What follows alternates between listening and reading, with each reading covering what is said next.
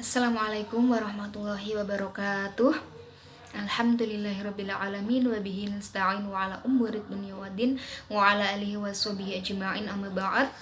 Kepada yang terhormat Bapak Kiai Haji Muharir AM selaku dosen mata kuliah hadis Tarbawi, kepada seluruh mahasiswa Sekolah Tinggi Islam Kendal yang saya cintai dan saya banggakan.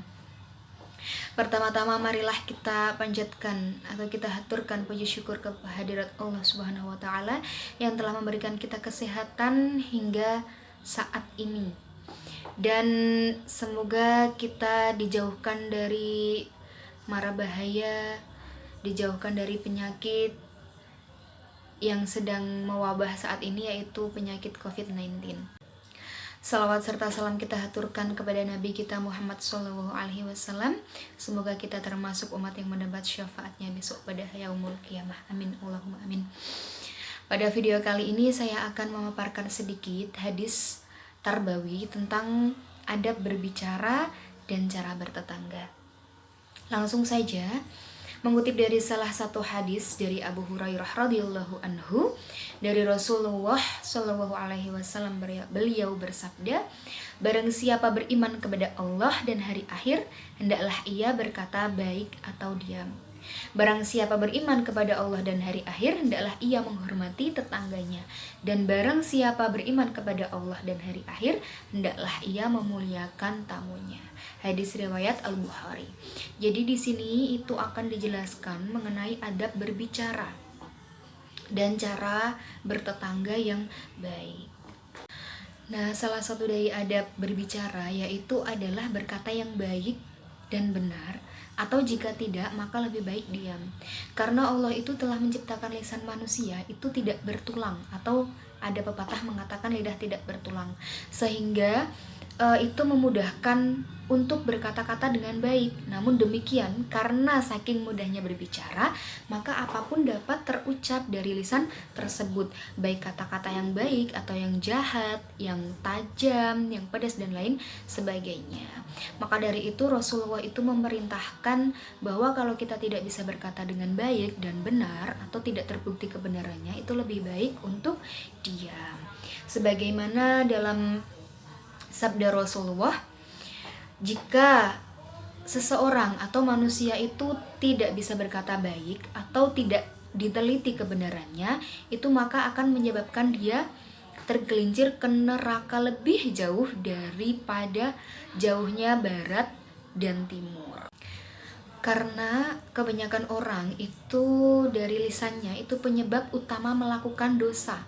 Dengan lisannya seseorang saling membenci, dengan lisannya seseorang bisa saling tertipu, dengan lisannya seorang dapat terjerat, dengan lisannya seorang bisa terperdaya, bisa terjebak dan terbujuk rayuan iblis. Karena itu lisan ini perlu dilatih untuk diam, karena setiap apa yang terucap dari dua sisi malaikat pengawas yang siap mencatat. Ada pengawas atau ada malaikat yang siap mencatat.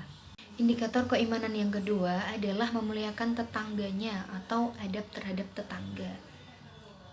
Karena disebutkan dalam surat An-Nisa itu, beribadahlah kepada Allah dan janganlah mempersekutukannya dengan sesuatu pun, dan bertaubat dan berbuat baiklah kepada kedua orang tua, karib kerabat, anak-anak yatim, orang-orang miskin, tetangga dekat dan tetangga jauh, teman sejawat, ibnu sabil dan hamba sahaya yang kamu miliki. Sungguh Allah tidak menyukai orang yang sombong dan membanggakan diri. Kenapa kita harus baik terhadap tetangga?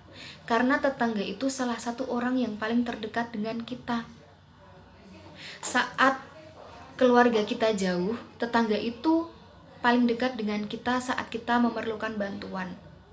Yang mengetahui seluk-beluk kondisi kita juga tetangga. Orang tua belum tentu tahu kondisi kita seperti apa, tetapi tetangga itu bisa mengetahui kondisi kita seperti apa. Kalau kita sedang membutuhkan bantuan, adalah orang pertama yang akan membantu kita. Karena saking pentingnya kita memuliakan tetangga, Bahkan pada zaman Rasulullah itu terdapat seseorang wanita yang rajin sholat malam, puasa, sodakoh, tetapi orang itu sering mengganggu tetangganya dengan lisannya atau sering menyakiti dengan lisannya. Entah dia dijelek-jelekan atau entah dia itu dikompor-kompori atau dipanas-panasi, maka Nabi Shallallahu Alaihi Wasallam itu bersabda, tidak ada kebaikan padanya, dia termasuk penghuni neraka. Kemudian disebutkan lagi ada wanita yang melakukan sholat wajib 5 waktu dan dia suka bersodakoh dengan keju dan tidak mengganggu seorang pun juga. Maka Nabi itu bersabda bahwa tetangga itu mempunyai 3 hak, yaitu hak tetangga, hak Islam, dan hak kekerabatan. Jadi tetangga itu merupakan seseorang yang paling dekat dengan kita setelah keluarga. Makanya memuliakan tetangga itu juga memuliakan kita sendiri. Bahagianya tetangga juga bahagianya kita. Mungkin sekian yang dapat saya sampaikan. Kurang lebihnya saya mohon maaf. Apabila ada yang kurang pas, saya memohon maaf yang sebesar-besarnya. Saya akhiri. Assalamualaikum warahmatullahi wabarakatuh.